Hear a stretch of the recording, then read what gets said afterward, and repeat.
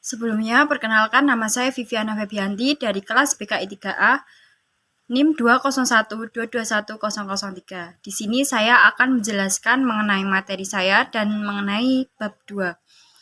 Yang pertama yaitu belajar sholat dengan bisindo untuk mahasiswa tuli, dan yang kedua, difabel dalam Al-Quran. Langsung saja, menurut pemahaman secara universal, salat merupakan perintah wajib bagi umat muslim di seluruh dunia tanpa terkecuali. Bahkan, salat merupakan ibadah yang menjadi pembeda antara yang muslim dan non-muslim. Dalam pelaksanaan salat, wajib hukumnya pun semua bagi kaum difabel, sebagaimana yang diperintahkan Nabi Muhammad SAW kepada Abdullah ibn Ummi Maktum yang merupakan seorang tunanetra. Baginya tiada pengecualian dalam melaksanakan sholat berjamaah di masjid Nabi selagi masih mendengar kumandang azan, dan melalui Quran surat Abasa, Nabi Muhammad SAW ditegur langsung oleh Allah SWT karena lalai dalam mendakwahkan agamanya kepada Abdullah ibn Ummi Maktum.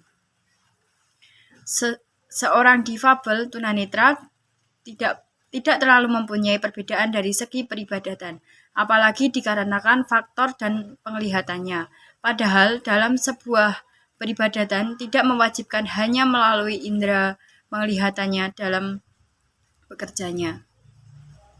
Salah satunya, seorang penyandang disabilitas fisik sudah jelas mendapatkan keringanan, atau juga bisa disebut dengan ruksah, dalam hal melaksanakan sholat, mulai dari cara duduk hingga bentuk isyaratnya. Namun, beda dengan halnya dengan orang yang tuli yang mempunyai hambatan dari segi pendengarannya dan juga bicaranya. Padahal mengucapkan bacaan dan kewajiban doa merupakan kesunahan yang harus dikerjakan dalam sholat. Akan tetapi berbeda dengan orang-orang tuli, yang hal tersebut menjadi sebuah kesulitan dan permasalahan baginya. Kajian budaya tuli dan bahasa isyarat Indonesia, eksistensi komunitas tuli kurang begitu familiar dalam masyarakat pada umumnya. Hal tersebut disebabkan karena kurangnya sosialisasi pendidikan difabilitas yang dilakukan pemerintah dan aktivis difabel kepada masyarakat luas, hingga menimbulkan stereotip yang buruk kepada para orang tuli. Stereotip bisa disebut pelabelan terhadap kelompok tertentu yang seringkali merugikan dan menimbulkan ketidakadilan. Terdapat beberapa istilah yang digunakan yaitu bisu, tunarungu, sulit mendengar, dan tuli.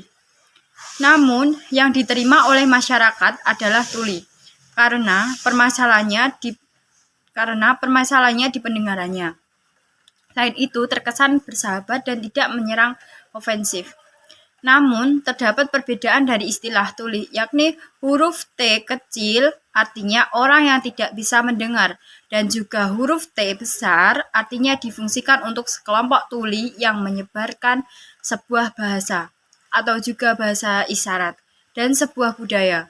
Kajian tuli tidak hanya sekumpulan orang dengan kondisi fisik yang sama saja, dan juga melainkan selayaknya tradisi dan budaya yang dibuat secara turun-temurun dari generasi ke generasi selanjutnya. Bahasa isyarat atau bisindo merupakan bahasa Indonesia oral dalam versi isyarat. Namun, ada juga beberapa orang mengira bisindo itu berupa kode-kode turunan dari bahasa oral yang hanya menyampaikan informasi.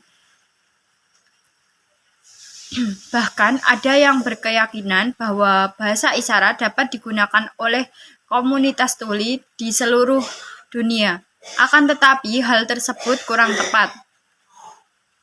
Lembaga riset bahasa isyarat telah melakukan penulisan ke berbagai daerah dengan menggunakan bahasa isyarat sebagaimana bahasa utama mereka, dan mereka menemukan bahwa bahasa isyarat mempunyai tata bahasa tersendiri.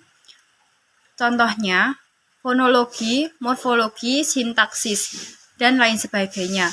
Bahasa isyarat mampu mendeskripsikan hal-hal yang kompleks dan abstrak, seperti halnya filsafat politik, diskusi ilmiah, bahkan bisa untuk membaca puisi dan bercanda pula.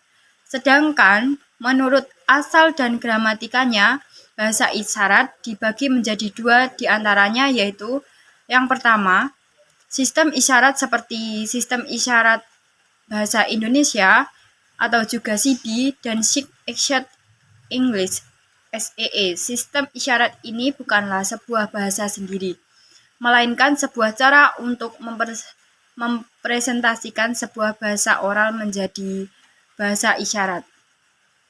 Yang kedua yaitu bahasa isyarat alami, yang memang lahir dari kebiasaan komunikasi orang-orang tuli yang dibakukan pada umumnya.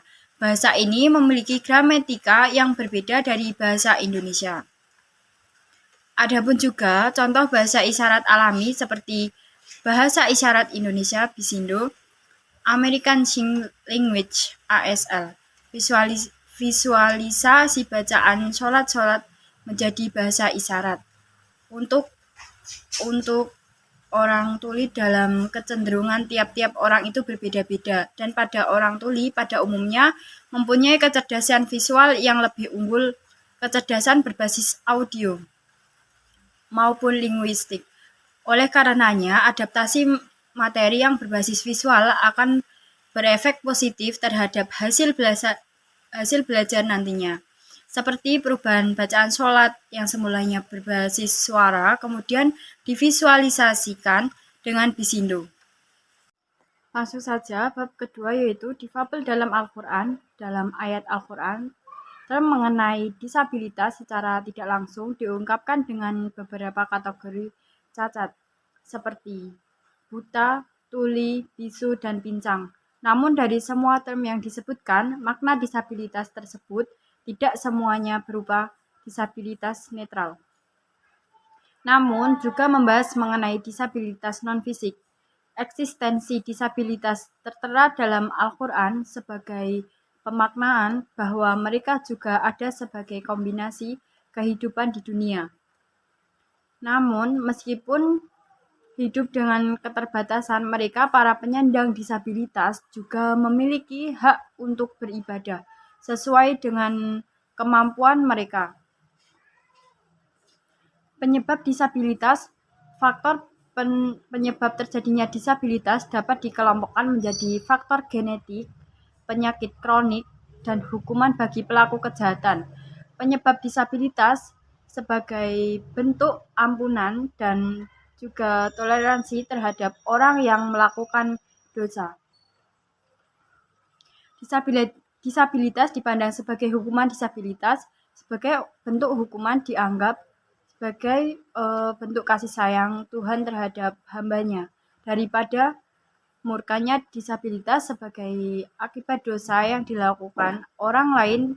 Upaya menghindari difabel, memakan makanan yang sehat dan bermanfaat bagi tubuh, seperti yang dijelaskan pada Quran Surat Al-Baqarah. Tidak minum minuman beralkohol dan obat-obatan, seperti yang dijelaskan pada Quran Surat Al-Baqarah. Tidak menikahi saudara dekat. Hal ini bertujuan agar menghindari disabilitas bawaan sejak lahir. Cukup sekian video yang dapat saya sampaikan, kurang lebihnya mohon maaf. Sekian, wassalamualaikum warahmatullahi wabarakatuh.